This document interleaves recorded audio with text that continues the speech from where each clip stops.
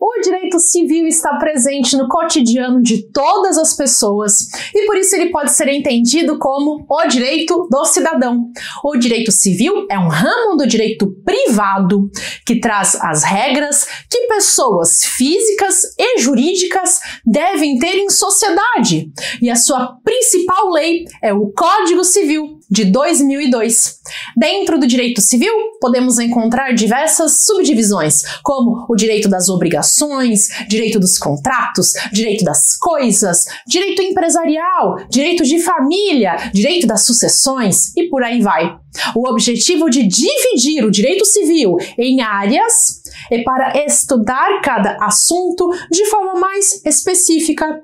De forma geral, o que se pode perceber sobre o direito civil é que ele é o campo do saber que lida com questões de direito privado das pessoas, sejam elas físicas ou jurídicas. Como você pode imaginar, seria impossível resumir todo o direito civil em um único vídeo. Então eu vou trazer aqui um resumo daquilo que é mais importante quando se está começando a aprender essa matéria. Eu sou Cíntia Brunelli e hoje eu vou fazer uma introdução à parte geral do direito civil e eu te convido a se inscrever no canal porque toda semana estou aqui trazendo muitos conteúdos para você. O Código Civil de 2002 tem como princípios basilares a socialidade, a eticidade e a operabilidade. Eles são extraídos da exposição de motivos elaborada pelo jurista Miguel Reale. Esses três princípios trazem como o Código Civil deve ser visto, ou seja, quais são as bases do direito civil brasileiro. Vou falar sobre cada um deles, começando pelo princípio da socialidade.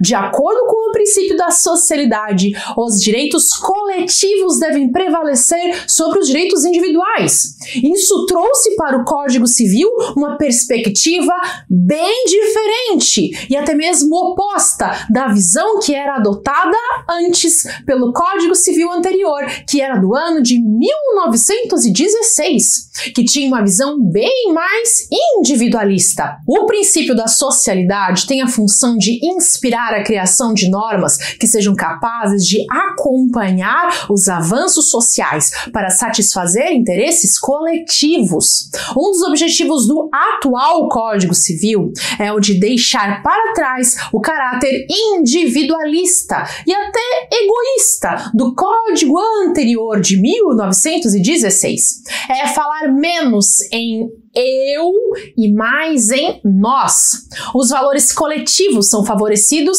em detrimento dos valores individuais.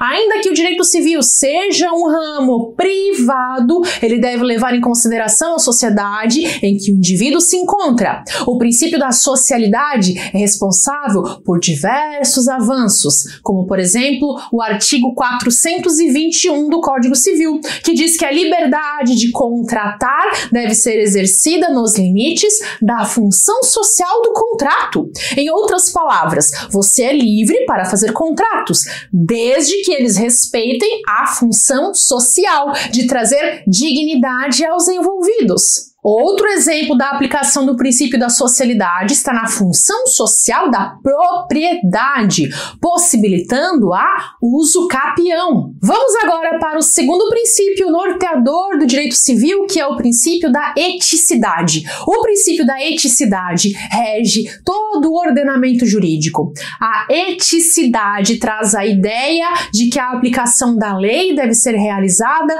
levando em consideração a boa-fé, a justiça, a ética, a moral e os valores de equidade e probidade. Deve-se combater a injustiça e qualquer atitude que seja de má-fé, realizada de forma antiética e imoral. A eticidade como princípio do Código Civil pode ser vista, por exemplo, no artigo 113, que define que os negócios jurídicos devem ser interpretados a partir do princípio da boa-fé entre as partes. O princípio da boa-fé está incluso em diversos artigos do Código Civil e estabelece um padrão ético de como as pessoas físicas e jurídicas devem agir. Espera-se a lealdade e a justeza de seus atos. Por fim, temos o terceiro princípio basilar do direito civil, que é o princípio da operabilidade ou concretude. De acordo com o princípio da operabilidade, o direito deve ser criado para produzir efeitos, ou seja, o direito deve ser eficaz e não apenas uma norma sem aplicabilidade. As regras devem ser bem claras e objetivas para facilitar a compreensão do direito. A operabilidade trouxe a simplificação dos conceitos, como, por exemplo, a prescrição e a decadência, que eram mais obscuros no Código Civil de 1916 e passaram a ficar mais claros no Código Civil de 2002. Ainda dentro da operabilidade, temos também o objetivo de dar mais autonomia ao julgador, ao juiz da causa, para que ele aplique as regras do Código Civil de uma forma menos genérica e abstrata, e sim levando em consideração o caso concreto. Por isso chamamos esse princípio também de princípio da concretude. Ele aplica o direito ao caso concreto, considerando as suas peculiaridades. Busca-se um sistema aberto de cláusulas gerais que podem ser adaptadas à realidade do caso no qual o juiz está trabalhando. A ideia é de que a lei seja mais facilmente aplicada aos casos reais, levando em consideração as particularidades de cada caso e também as mudanças da sociedade. É dada maior importância à jurisprudência, ao julgamento dos tribunais para casos semelhantes. O juiz deixa de ser simplesmente a boca da lei, julgando de forma mecânica, e passa a procurar uma conclusão mais justa para o caso concreto. Agora que eu falei sobre os três princípios norteadores do direito civil, socialidade, eticidade e operabilidade, eu vou passar para outra explicação que também é fundamental para quem está começando a entender o direito civil, que é compreender a diferença entre personalidade e capacidade civil. Vou começar explicando o que é personalidade civil. Personalidade é a aptidão para ser sujeito de uma relação jurídica. Ela autoriza a pessoa a ser sujeito de direitos e deveres. Toda pessoa tem personalidade, mas nem todos possuem capacidade. Calma que você já vai entender o porquê. E quando é que ocorre o início da personalidade civil? Existem duas teorias, a teoria natalista e a teoria concepcionista. Pela teoria natalista, a personalidade começa no nascimento com vida. Antes disso, o feto, que no direito nós chamamos pelo nome de nascituro, não possui personalidade jurídica, mas a lei põe a salvo os seus direitos, como o direito à vida. Enquanto isso, para a teoria concepcionista, o nascituro tem personalidade desde a concepção. Existem essas duas teorias, natalista e concepcionista, e no Brasil nós seguimos a teoria natalista. O início da personalidade ocorre no nascimento com vida, o que, para o direito, significa respirar. Se o bebê nasceu, respirou e morreu, são feitos dois registros, nascimento e óbito. Mas se o bebê morreu sem ter chegado a respirar, ele é chamado juridicamente de natimorto. E aí é feito apenas um registro, que é o registro de natimorto. A personalidade plena é a soma da personalidade formal com a personalidade material. A personalidade formal é ligada aos direitos da personalidade, como honra, vida, imagem e alimentos. E a personalidade material confere a possibilidade de adquirir direitos patrimoniais. No caso do nascituro, que é o bebê que ainda não nasceu, ele tem personalidade formal, pois desde a concepção ele possui os direitos da personalidade. Mas, para ter a personalidade material ou patrimonial, ele precisa nascer com vida. Em outras palavras, o nascituro tem personalidade formal, então ele tem direitos como honra, vida, imagem e alimentos. Já a personalidade material, que é a possibilidade de ter patrimônio, é só se ele nascer com vida. Então, nascendo com vida, ele pode ter, por exemplo, o direito a ter uma herança. Antes de nascer com vida, ele tem apenas uma expectativa de direito, que vai se concretizar se ele nascer vivo. Perguntinha básica: e os animais? Os animais possuem personalidade jurídica? Não, os animais não têm personalidade jurídica, o que significa que um cachorro ou um gato jamais vão poder ser seus herdeiros. Você não pode fazer um testamento para doar a sua enorme e escandalosa fortuna para o seu cachorro. Eu lamento muito, doguinho, mas a sua fortuna pode ser doada para pessoas que cuidem dos animais, aí sim. E as pessoas jurídicas? Pessoas jurídicas têm personalidade civil? Sim, a pessoa jurídica tem personalidade para o direito, mas obviamente ela não vai ter todos os direitos de um ser humano, por razões óbvias. A pessoa jurídica pode praticar certos atos da vida civil, como comprar, vender, etc. Mas não é possível a prática de certos atos, como se casar. Você não pode se casar com uma empresa, você não pode se casar com a sua carreira. Não, ser humano lunático, você não pode. Ainda falando sobre personalidade, existem entes que são despersonalizados, ou seja, não possuem personalidade, como é o caso do espólio e da massa falida. O que é espólio e o que é massa falida? O espólio é o conjunto de bens que é deixado por uma pessoa falecida e que depois vai ser dividido entre os herdeiros. E a massa falida é o conjunto de bens de uma empresa falida, que é usado para quitar as dívidas. Tanto o espólio quanto a massa falida são entes despersonalizados. Então, eles não podem, por exemplo, comprar um imóvel. Ok, você entendeu o que é personalidade. E a capacidade? A capacidade é o que autoriza a pessoa a praticar pessoalmente os atos da vida civil. Lembra que antes eu falei que a personalidade é a aptidão para adquirir direitos e contrair deveres? Toda e qualquer pessoa tem personalidade, só que nem sempre a pessoa vai poder exercer essa personalidade por conta própria, porque pode ser que ela não tenha capacidade para isso. Todo mundo tem personalidade, mas nem todos possuem capacidade. Visualizar isso é muito fácil, basta pensar em uma criança. A criança tem personalidade, então ela é sujeito de direitos, mas ela não tem capacidade para exercer esses direitos por conta própria. Quando um indivíduo não possui capacidade, nós dizemos que ele é incapaz. A incapacidade pode ser absoluta ou relativa.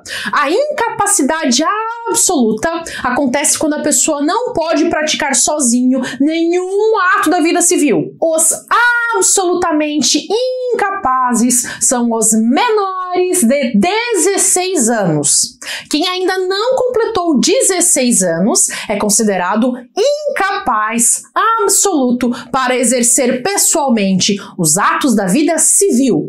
Se um menor de 16 anos quiser celebrar um contrato, por exemplo, ele vai precisar ser representado por seus pais ou por seus responsáveis legais. No dia em que a pessoa completar 16 anos, ela será considerada relativamente incapaz. Dos 16 aos 18 anos, nós dizemos que a pessoa tem uma incapacidade relativa. Isso quer dizer que a pessoa não pode praticar alguns atos da vida civil, ou seja, existem atos que a pessoa já pode praticar sozinha, mas outros ela vai precisar de assistência. Se o indivíduo tem menos de 16 anos, ele deve ser representado em todos os atos. Mas, se ele tem entre 16 e 18 anos, ele precisa ser assistido em alguns atos. Existem atos que o menor, que tem entre 16 e 18 anos, pode praticar sozinho. Vou dar alguns exemplos de atos em que o menor, relativamente incapaz, não precisa de assistência. Para ser eleitor, para fazer testamento, para reconhecer filho e também para ser testemunha em um processo. Quem já tem 16 anos completos pode fazer todas essas coisas sem assistência de ninguém. E é possível adquirir capacidade de fato antes dos 18 anos através da emancipação. Contudo, a emancipação dá capacidade, mas não maioridade. O menor se torna capaz, mas ele continua sendo menor, inclusive para fins penais. O emancipado continua sendo menor e ele é protegido pelas normas do Estatuto da Criança e do Adolescente. Embora esse vídeo aqui tenha sido curtinho, aqui tem muita informação importante sobre noções de direito civil para quem está começando. Eu recomendo que você assista esse vídeo mais de uma vez, se for necessário, talvez até mesmo em dias diferentes, até você internalizar tudo. Parece brincadeira, mas muitas questões de concursos públicos e do exame da OAB, da disciplina de direito civil, podem ser acertadas se você souber de cor e salteado o que consta nesse vídeo aqui. Ele é compacto, mas ele é altamente informativo. E se você sente que a sua base dentro do direito está fraca ou poderia ser mais forte, a recomendação que eu faço é virar aluno do meu curso chamado Primeiros Passos no Direito. Ali eu trago toda a base, começando do zero, que qualquer pessoa que esteja iniciando seus estudos deveria saber. Se você sente dificuldade em aprofundar o seu aprendizado no direito, talvez o que esteja te faltando seja justamente a base. É como se a base fosse a raiz da árvore ou o alicerce da casa. Sem a base fica realmente muito difícil desenvolver um raciocínio sólido dentro do direito, porque existem lacunas que ficam faltando, e é isso que eu proponho, que você resolva essas lacunas. O curso Primeiros Passos no Direito está sensacional e eu tenho certeza que vai ser muito produtivo para você. Vou deixar o link na descrição do vídeo. Você pode clicar e desbloquear o seu acesso ainda hoje para virar meu aluno. Eu só te digo uma coisa, o valor é infinitamente inferior ao que custa não ter essa transformação na sua vida. Você pode dividir o pagamento, mas você não pode dividir o seu crescimento. Educação é o melhor investimento que você pode fazer pelo seu futuro. Na vida, o que realmente custa muito caro é a ignorância. Mas eu acho que você já sabe disso. Talvez você mesmo já tenha pensado em como seria incrível ter um conhecimento mais aprofundado sobre o direito. E o que eu tenho para te dizer é: parabéns por pensar dessa forma. O caminho é esse. Você não precisa se sentir ansioso para aprender tudo de uma vez, mas sim mantenha o foco em dar um passo a cada dia. Dia após dia você vai ser capaz de assimilar um enorme conhecimento de forma muito tranquila e natural. Além de assistir ao curso, outra recomendação que eu faço é a de voltar aqui no canal, aqui no YouTube e maratonar os vídeos gratuitos. Aqui tem muito ouro para você, de forma gratuita, para te ajudar nos seus estudos. Volte aqui mais vezes, de preferência todos os dias, porque assim, um pouquinho por dia, o seu aprendizado é mais sólido e também mais rápido. Aproveite o acervo de vídeos aqui do canal, porque não é pouca coisa. Tem muito conteúdo importante por aqui. Vou deixar aqui uma sugestão de playlist para você clicar e fazer maratona Cintia Flix. Até!